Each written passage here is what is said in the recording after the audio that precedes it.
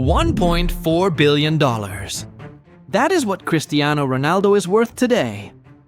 The first billionaire in the history of football. Ronaldo's first transfer was in 1995, from his first youth club, Madeira, to a bigger local club called Nacional, for 2 sets of playing kit and 20 footballs. Then in 1997, at age 12, Sporting Lisbon signed him. Accounts differ on the price. Some biographies cite a nominal fee of about £1,500, while a detailed account says Sporting simply waived a debt of €22,500 that National owed them. Even at the top of that range, it is less than most people spend on a used car. Sporting bought the most valuable athlete asset in football history for the price of a Honda. If we take the higher figure of about €22,500 against the $1.4 billion, he is worth today, that is about 56,000 times the money, a return of roughly 6 million %. In August 2003, Ronaldo, at the age of 18, played 1 friendly match against Manchester United. Days later, United paid Sporting £12.24 million, about 17 to 18 million euros at the exchange rates of the time, making him the most expensive teenager in English football history at that point. If we adjust for inflation, that £12 million from 2003 is worth somewhere around 22 to 23 million pounds in today's money, or roughly $28 to $30 million. Today, that inflation-adjusted amount would only cover about 6 to 8 weeks of Ronaldo's current wages. His first United pay packet was modest by superstar standards, reported at a few tens of thousands of pounds a week, which still meant the 18-year-old was suddenly earning Portugal's annual minimum wage roughly every 2 to 3 days. By 2007, after 2 Premier League winning seasons and a Ballon d'Or level campaign brewing, United handed him a new 5-year deal reported at around £120,000 a week, about £6.2 million a year, making him one of the best paid players at the club. For a sense of scale, the median full-time British salary in 2007 was around £24,000 a year. Ronaldo now earned that in a day and a half. The 2007 to 2008 season was the one that changed his price tag forever. He scored 42 goals, won the Champions League, and won his first Ballon d'Or. United's Champions League victory that season brought the club about £34 million in UEFA prize money and TV revenue.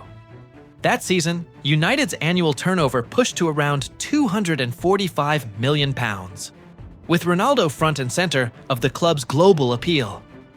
Between 2003 and 2009, Ronaldo scored 118 goals for United. Set against the £12.24 million fee, that works out to about £104,000 per goal. Compare that to today, when United themselves paid around £70 million for young striker Rasmus Højlund in 2023, and Ronaldo's deal looks like they once found a Ferrari at a garage sale. And they were about to find out exactly how cheap the deal really was, because in 2009, the phone rang from, you already know, Madrid. In June 2009, Real Madrid paid Manchester United £80 million. That is 94 million in euros. For Ronaldo, that was the world transfer record at the time, smashing the 75 million euros Madrid had paid for Zinedine Zidane back in 2001. In dollars, the deal came to roughly 131 million at 2009 exchange rates. If we run that through inflation, that will land at about $190 million in today's money. Manchester United had turned a £12 million teenager into an £80 million sale in 6 years. A gross gain of nearly £68 million on the fee alone, before wages and other costs. That is more than 6.5 times their money, while also winning 3 league titles and a Champions League along the way. Madrid did not blink at the price. Here is why.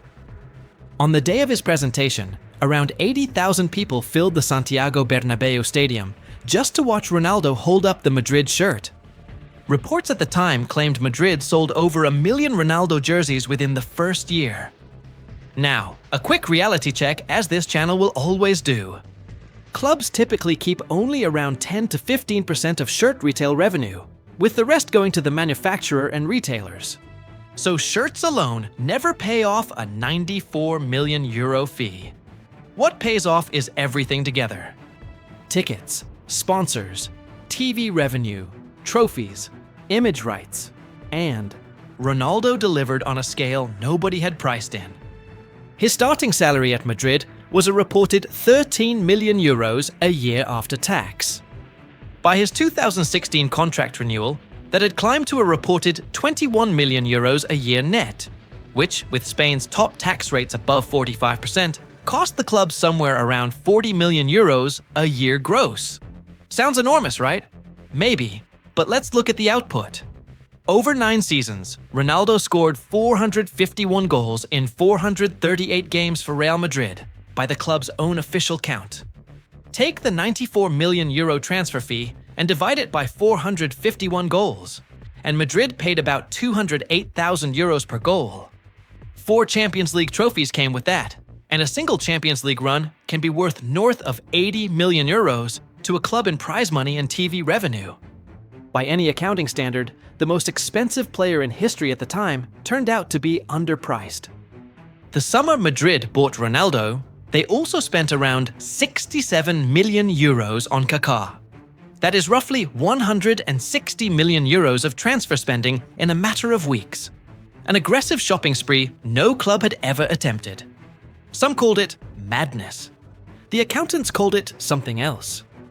According to Deloitte's Football Money League, Real Madrid's annual revenue sat at around €400 million when Ronaldo arrived in 2009. By his final season in 2018, Madrid had become the first football club in history to push revenue past €750 million in a single year. Ronaldo was not the only reason, truth be told, but he was the face on the posters, the shirts, and the 4 Champions League trophies that drove the sponsorship deals.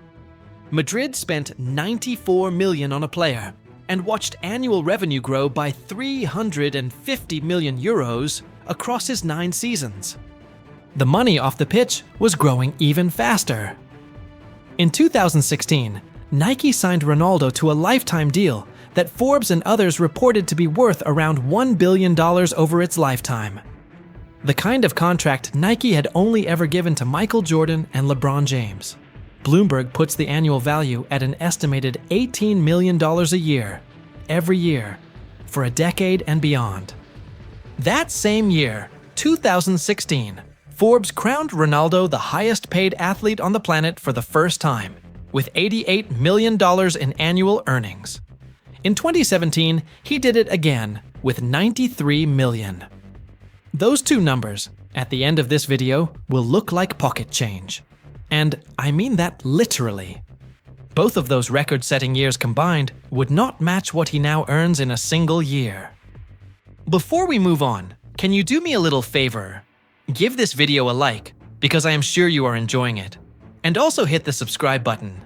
Thanks, I appreciate the kind gesture. Now, let's slow this down, because this money story hit a wall. That wall was the Spanish taxman. In 2017, prosecutors accused Ronaldo of evading €14.7 million in taxes on image rights income earned between 2011 and 2014.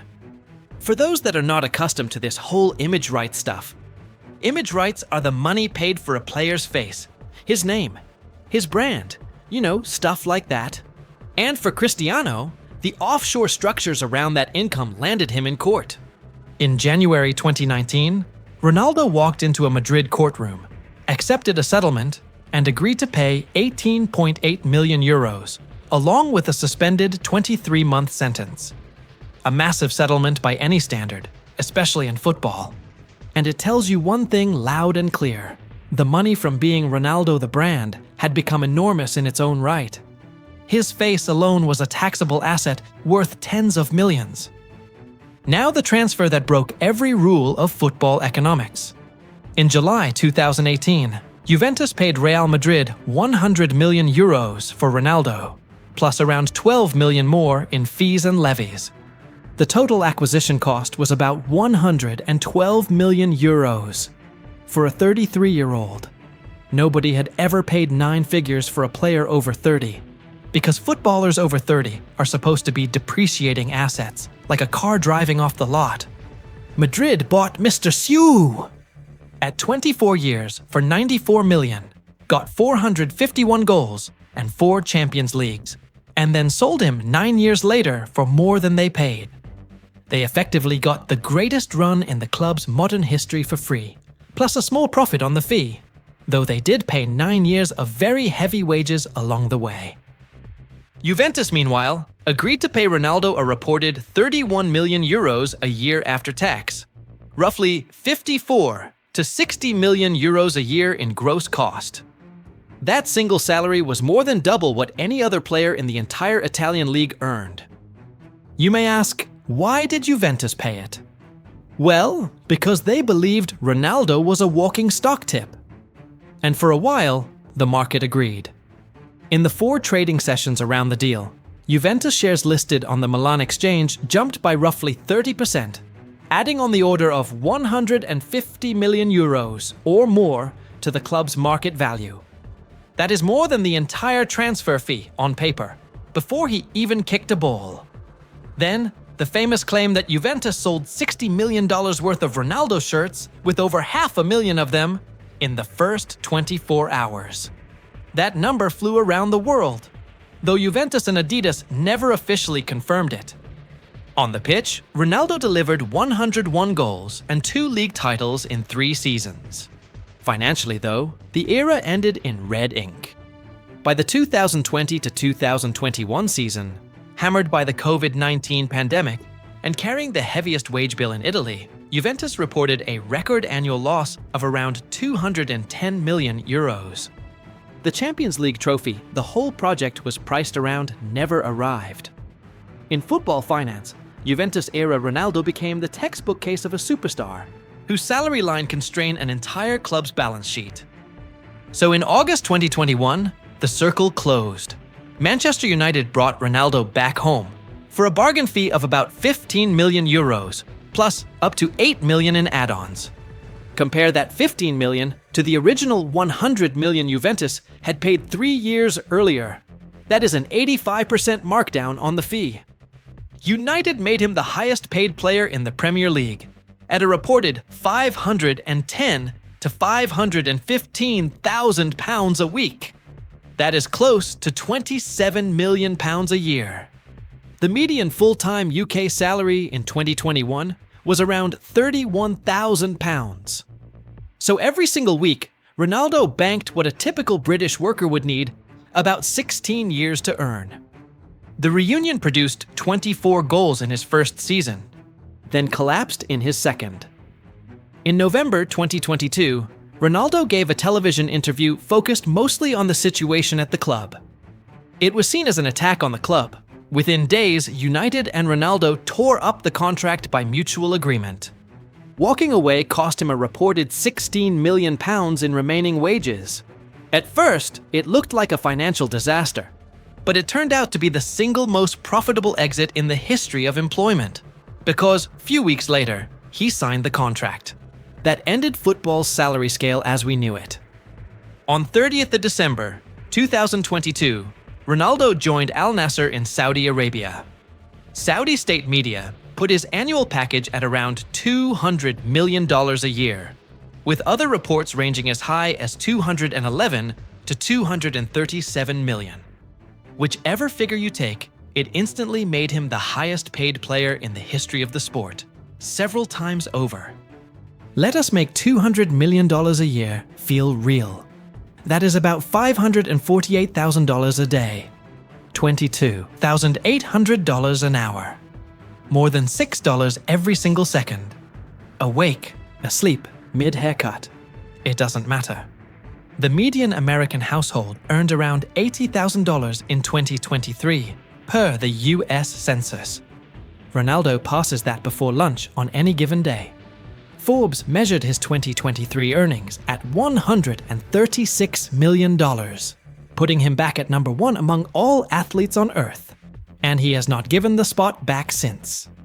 This deal was not a one-off splurge. It opened a Saudi League spending era. In the summer 2023 transfer window alone, Saudi Pro League clubs spent close to $1 billion on players, about $957 million per Deloitte, second only to the English Premier League that window. Ronaldo's signing was the down payment that made the whole project credible, which sets up the best cost per goal comparison in this entire video. At United the first time around, each Ronaldo goal cost about £104,000 of transfer fee.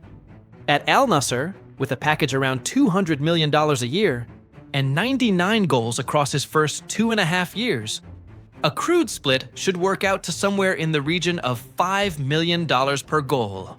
Yeah, $5 million. Convert the currencies, and that is close to a 40-fold price jump per goal. And nobody in Riyadh is complaining, because goals were never the product.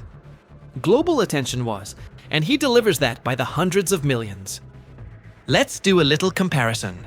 A newly qualified doctor in the UK started on around £32,000 a year in 2023. On Forbes' latest on-field estimate of $235 million a year, Ronaldo out-earns that in roughly 90 minutes, the duration of one football match. A UK head teacher at the very top of the pay scale, on around £100,000 a year, would need close to 30 years to match one single week of that Riyadh salary. And because Saudi Arabia levies no personal income tax on employment salary, the headline number and the take-home number are basically the same thing. In Spain, top tax rates above 45% had applied to his pay. In Saudi Arabia, roughly zero. 45% of $200 million is $90 million a year. His real tax picture was more complicated than one flat rate, but the direction is clear. The tax treatment alone was worth more per year than any single contract he ever signed in Europe. The lifestyle spending scaled to match.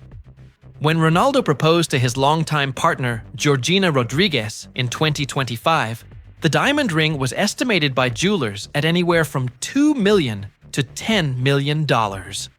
Then, Saudi Arabia doubled down. In June 2025, at age 40, Ronaldo signed a new 2-year deal with Al Nassr, reportedly worth more than $400 million, essentially tax-free, with some reports placing the full package with bonuses far higher, and unconfirmed reports of an ownership stake in the club itself. Forbes clocked his earnings for 2025 at $275 million, the highest of any athlete alive, and the third biggest single-year haul Forbes had ever recorded. In 2026, Forbes measured him at $300 million for the year, tying Floyd Mayweather's all-time Forbes record in nominal dollars, and giving Ronaldo his 6th year at number 1, level with Michael Jordan. A footballer at 41, matching the biggest earnings year the Forbes list has ever seen. In October 2025, the Bloomberg Billionaires Index ran the numbers on Ronaldo's entire career. Every wage, every endorsement, every investment, and published its estimate. Net worth stood at $1.4 billion. The first billionaire footballer in the history of the game. Not Pelé, not Maradona, not Messi. Cristiano Ronaldo. For context, Bloomberg calculated that Ronaldo earned more than $550 million in club wages alone between 2002 and 2023. That is before the newest Saudi deal even fully lands. His great GOAT conversation rival, Lionel Messi, has earned over $600 million in career salary. Yet since 2023, Messi's guaranteed pay of about $20 million a year has been roughly 1/10 of Ronaldo's. Forbes, which is always a touch more conservative, values Ronaldo at $1.2 billion as of mid-2026. Take either number. The kid who started his career with nothing is now worth more than the annual economic output of some small island nations, and more than the entire market value of several of the clubs he played for. The wages, huge as they are, only explain part of that fortune. The rest is the machine around the man. The Nike lifetime deal pays a reported $18 million a year on its own, as mentioned earlier. According to Bloomberg, There are more than $175 million from other endorsements like Armani, Castrol, Herbalife, Tag Heuer, and a rotating cast of global brands. Back in June 2020, Forbes announced that Ronaldo had become the first team sport athlete ever to cross $1 billion in career earnings while still playing at just 35 years old. Only Tiger Woods and Floyd Mayweather got there before him, and neither of them had to share a pitch with 10 teammates. Then there is the attention economy, where Ronaldo is not merely a player, but the single most valuable human billboard on the planet. He is the most followed person on Instagram, with a following that has pushed past 670 million people. That is roughly double the population of the United States. In September 2024, he became the first human being in history to cross 1 billion combined followers across every platform. Marketing firm Hopper HQ put the value of a single sponsored Instagram post from Ronaldo at $3.2 million on its 2023 list, rising to around $3.4 million in 2024. When he launched his YouTube channel in August 2024, it hit 1 million subscribers in under 90 minutes and set an official Guinness World Record of nearly 19.7 million subscribers gained in a single day.